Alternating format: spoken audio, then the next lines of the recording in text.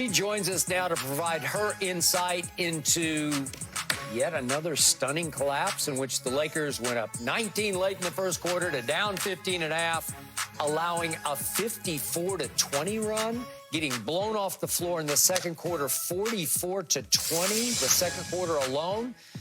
Rachel, please help us. How do you explain what happened last night and the Lakers' crazy roller coaster inconsistency? Yeah, well, after the game, Darvin Ham said that the early foul trouble that some of the Lakers got in, particularly Anthony Davis, really got the Lakers unglued. In fact, the quote he used was, "Frustration makes cowards of us all," which is sort of a version of an paraphrase old Vince Lombardi quote. Fatigue makes cowards of us all. Exactly. Do you know that one? Yes. Okay. Right. So I understand what he was going for, but first of all, the Lakers had a trip to the free throw line differential 25, right, to just 12 for Sacramento. So you can't really cry foul on the fouls. In the first half, it was 21-6. Yeah. Okay. So you can't. So I get it. Early foul trouble. Second, I don't care who you're quoting or quoting. I can't imagine the guys in the locker room loved him using the word cowards. Right? Just you hear that as a player, and that doesn't make you feel good. Yeah. To me, the Lakers' problem was more that they were just atrocious defensively. It was so bad for 3 quarters. I'm sitting there watching the game. These guys are hanging their heads. They're not getting back. They're doing all the things that a team that is not connected defensively does. And look, you got to give the Kings credit. Sabonis, Fox, those are excellent players. But here's how you know this was more about the Lakers than it was about the Kings. De'Aaron Fox tied his career high for 44 points. That means that he has never, in his entire career, gotten more successful looks at the basket than he did last night. That is a Lakers problem. And look, on that front, I do want to quote Anthony Davis here. He addressed the defense a little bit. This is interesting. Take a look at this. He said, some of the things we were in defensively allowed De'Aaron Fox, Malik Monk to get whatever they wanted, to live and die in the paint. And if I go help, then Sabonis is wide open. So they did a good job manipulating what we were doing. Now, I personally feel like Darvin Ham gets a little bit too much criticism from Laker fans, but honestly, it doesn't matter what I think. It doesn't matter what the fans think.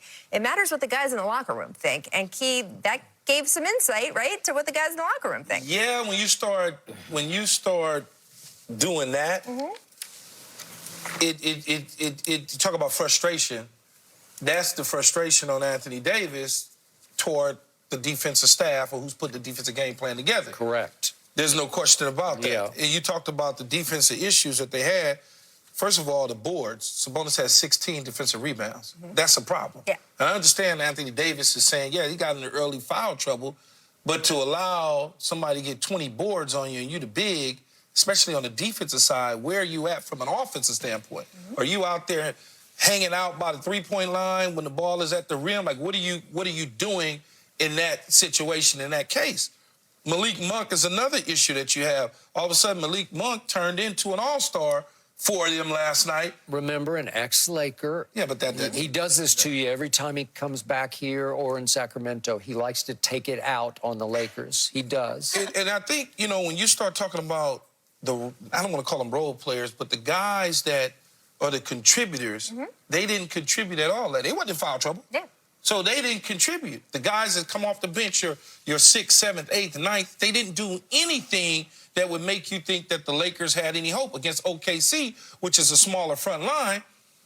They went out and they played well. D'Angelo Russell struggled last night from beginning to end. He did. He didn't play well at all. And so when you go back and you look at some of the games that they've been able to win recently, they pretty much had everybody in the box scores doing what they were supposed to do. Now, Rui played well. He did a good job. But it stops and starts with Anthony Davis for me.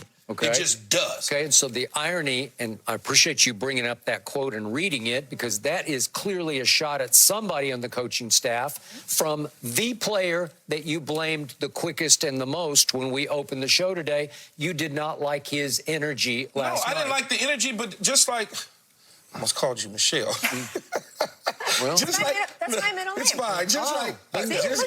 Just like Rachel said, though, you're not getting back defensively. And like I told you earlier, Skip, when you showed me those 18 shots in the second quarter, everybody's standing around. They just standing there looking at the ball go in the basket. You didn't see anybody hustling out to the three-point line, trying to close down in the lane. They were all just kind of, look at that. They're just standing around.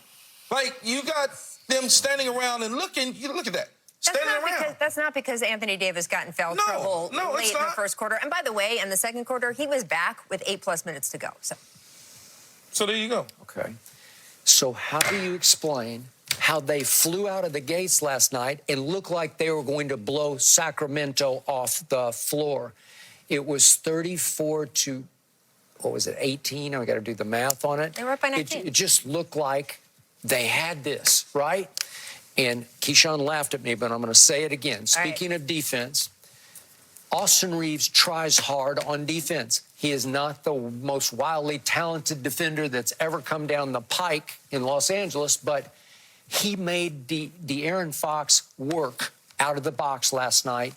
For the first, he played 9 straight minutes, and De'Aaron Fox did not score a point for 9 minutes. That's why 44 is so spectacular to me. And trust me, because I was watching, because I brought it up yesterday, Austin Reeves just made him work for shots and made him miss several shots. And then all of a sudden, Austin had given it like he played a whole game in 9 minutes because he was fighting his ass off. And all of a sudden, he goes to take his first rest. And all of a sudden, down the last 3 minutes of the first quarter, boom, boom, boom, De'Aaron goes, shot, shot, shot, make, make, make. And they take off. And he ends up taking, what was it, 32 shots, 44 points. And here's what kills me about the Kings. They had just lost 3 out of 4 games. They had just lost at home 2 nights ago to Chicago, and Chicago did beat Utah last night at home, but still, they just lost to Chicago. They had lost to Miami at home. They had lost at Denver, as most people do. But the point was, I thought they were at least ripe for the taking because they had beaten the Lakers 3 straight times here in L.A. and 6 of the last 7. And the early statement was, watch this. And then I keep telling you, it's like the movie, like the Ice Cube movie. Are we there yet? Are we there yet? Is that enough? Did we do enough? You guys going to quit now? No, they're not going to quit. This team loves to play the Lakers and loves to beat the Lakers in that building. De'Aaron does, Malik does, all of them do. Sabonis does. And not only did they not quit, they relished in rubbing your nose in the fact that you were up 19 and all of a sudden you're down 15 at halftime. And they never let up on you, and they could have named the score after that, right?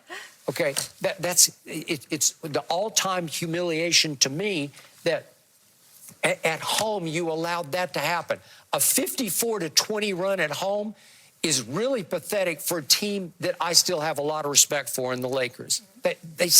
I don't know, it's just hard to figure. Home court advantage is not the same as it used to be for the Lakers. Look, you could argue that this is the Lakers' worst loss of the season. You could. Just the way that it unfolded and sort of the seeding position that they could have been in. They could have been half a game behind the Kings for 7th. Now they're in 10th, and they have lost all hope of any tiebreakers.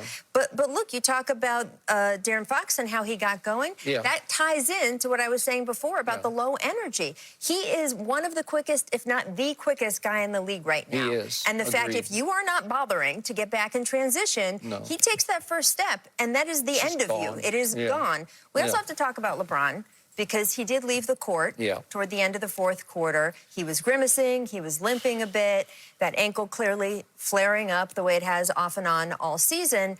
And he said afterward, he's like, I'll be fine. It'll be okay. But I did ask him off to the side. I said, what are the doctors saying to you? How is this going to get better? What do you have to do? And he said, rest. And then he smirked a little bit because he cannot rest on this team. He just can't. Here's the Lakers' next 4 opponents: Bucks, Timberwolves, Kings, Warriors. Now, the Wolves just had a pretty bad injury to Karl Anthony Towns, but still, those are tough, tough opponents. He can't sit out for those games. He scored 31 last night.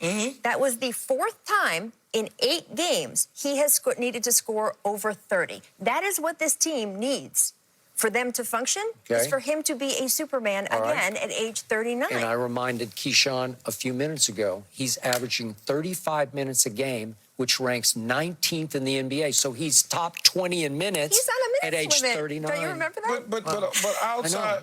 But outside of his young LeBron Miami Heat days, he's always had to play 35 minutes and score 30 points for his teams to do anything if Anthony Davis doesn't come to the party. And if D'Lo is, instead of 3 for 10, he's 9 of 10 from 3. He's always had to do these things. He's always had to carry the load. So it's not anything that he can't do. No, he just got to rest up and not sit on the end of the bench. So, Rachel, when, okay. But exactly. sum this up quickly about the Lakers before we Yes. leave them behind. Yes. 34-30 right now, just treading water, keeping the heads barely above water and above 500. Is there any fear in your mind of them being caught from behind by Utah? It's 5.5 games to be out of the playoffs. No, right? they're good. They're going to get into the play-in. The question is, if they play the Warriors, which it now as it stands would, Steph Curry can beat you on any given night. Yeah. And then from there, it's going to be matchup driven. If they play Oklahoma City in the first round, they've shown they've got the length to beat Oklahoma City. Yeah. If they play Denver in the first round, it's my prediction they will lose that series. And then you're out in the first round. And what does that say about Bring this Denver team? on in the first round so we get rid of them. Yeah, good luck, Keyshawn. You know what? I don't disagree with you. Just get rid of them. Guys, Bring them on so we can get rid of them. we'll talk about this in the next segment. We will.